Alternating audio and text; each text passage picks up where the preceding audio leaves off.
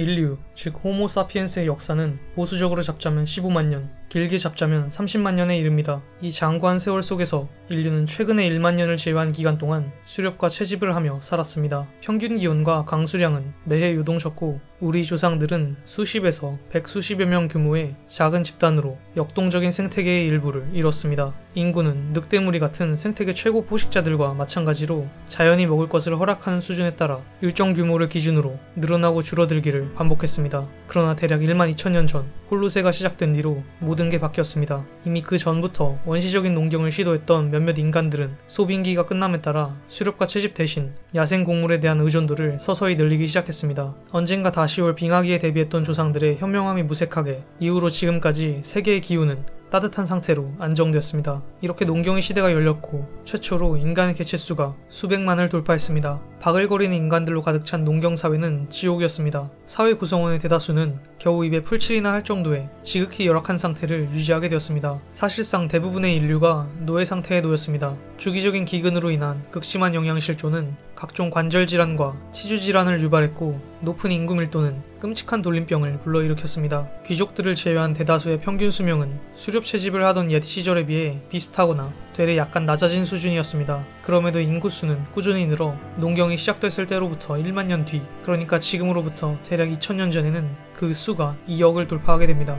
1만 2천년의 세월 동안 농사가 가능했던 것은 홀로세의 안정적인 기후 덕이었습니다. 이전의 역동적인 플라이스토세의 기후에서는 단 200년 만에 세계의 온도가 10도 가까이 요동칠 수도 있었고 이산화탄소 수치가 더 낮아 식물들이 잘 자라기 어려웠습니다. 인류 최초의 농경은 기실, 플라이스토세 막바지에 시도되었는데 그 최초의 농경 집단은 홀로세 이전 1300년간의 마지막 빙하기 동안 처참하게 멸망했습니다. 홀로세의 안정된 기후는 이전에는 불가능했던 거대한 규모의 집약적 농경과 거대한 공동체를 가능케 했고 거대한 공동체는 더 복잡하고 효율적인 전쟁 기계로 변모하기 시작했습니다. 이 기계는 주변에 있는 덜 복잡하고 비효율적인 공동체들을 폭력적으로 흡수하면서 점차 최초의 거대한 제국으로 진화했습니다. 그러나 따뜻하게 안정된 평균 기온과 별개로 주기적인 기후변화와 그로 인한 기근, 그리고 기후 건조화 및 습지의 감소 또한 제국을 탄생시킨 주요한 요인이 되었습니다. 이로 인해 나일강과 유프라테스강 유역의 정착지들은 압박을 받았고 그곳의 사람들은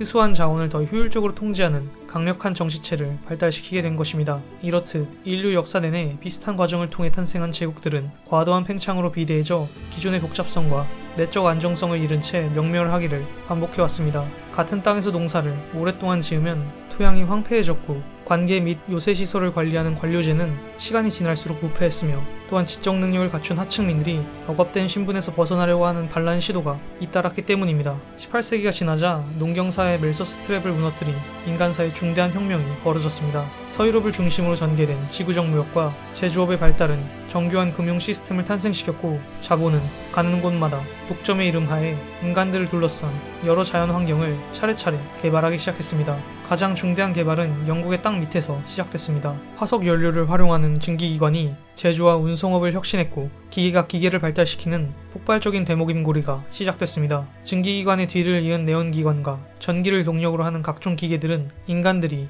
이전보다 훨씬 더 복잡한 전 지구적 체계를 형성하는 길을 걷도록 도왔습니다. 그래서 우리는 이제 망했습니다.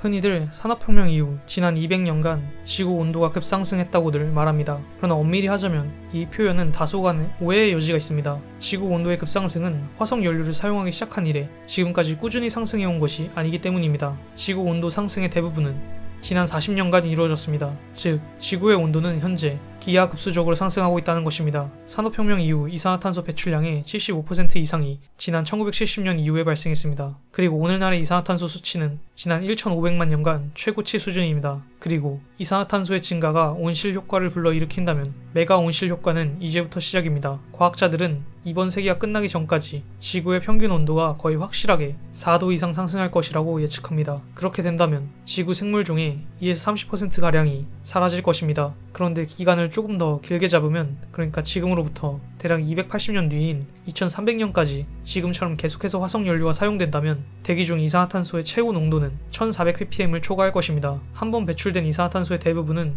최소 수백에서 수천 년 동안이나 대기 중에 여전히 남아있을 것이기 때문입니다. 결국 수십만 년 뒤에는 이산화탄소 농도가 정상 궤도로 회복될 것이지만 호모 사피엔스라는 종이 길게 잡아봐야 2에서 30만 년 전에 등장했다는 것을 상기해본다면 인간종은 이미 돌이킬 기회를 영영 잃어버린 것일지도 모릅니다. 대기 중의 이산화탄소를 인공적으로 제거하는 기술이 제대로 발달하지 못한다면 2300년의 지구 평균 온도는 오늘날보다 최소 8도 이상 상승할지도 모릅니다. 지구 온도가 8도 이상 상승하면 훨씬 극단적인 이상기온, 우리가 사는 한반도를 기준으로 삼자면 서울의 여름 최고 온도가 5에서 60도에 도달하는 끔찍한 결과를 낳을 것입니다. 그렇게 된다면 아마 지구상에 살아있는 대부분의 생명체들이 멸종하게 될 것입니다. 불굴의 생물인 인간종은 끝내 멸종하지 않고 살아남을지도 모릅니다. 그럼 변화된 세계는 어떤 모습일까요? 사실 5천만 년 전의 에오세 초기 온실 극대 세계가 비슷한 모습을 가졌을 것입니다. 이 당시의 지구 평균 온도는 5에서 8도가량 급격하게 상승했고 영장류를 포함한 수많은 종류의 포유류들이 이때 새롭게 등장했습니다. 이 당시 살았던 우리 조상,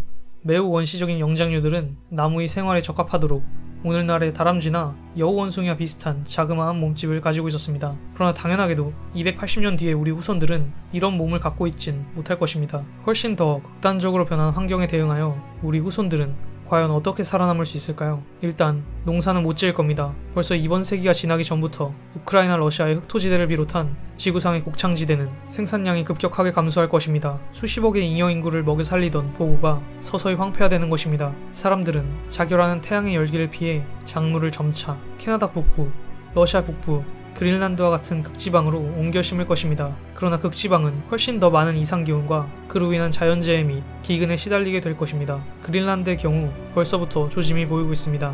여름이 길어져 작물이 더 오랫동안 성장할 수 있게 됐지만 동시에 더 건조해지고 더 예측 불가능한 강우량을 보이고 있어 긴 여름의 이점을 상쇄하고 있습니다.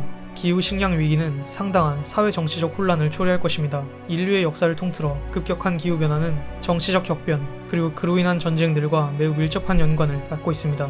야비하고 단순하고 사악한 자들이 어느 곳에서나 더 큰 이익을 취할 것입니다. 복잡한 기술과 복잡한 체계로 복잡하게 구성된 사회는 어느 순간부터 체제 내부의 모순으로 인한 돌이킬 수 없는 대목임고리에 빠져들고 결국은 붕괴하기 마련입니다. 이것은 인류의 역사를 통틀어 수도 없이 반복되어 온 일입니다. 문제는 이전까지의 사회 그리고 문명 붕괴의 결과들이 아무리 단기적으로 처참했을지언정 생태계의 순환을 수십만 년간 망가뜨릴 정도로 광범위하게 그리고 장기 지속적으로 영향을 미치지는 못했다는 것입니다. 게다가 지난 1만 년간 인류의 신체 대비 뇌 크기는 그 이전의 수십만 년간에 비해 수십 배는 더 빠르게 급격하게 줄어들고 있습니다.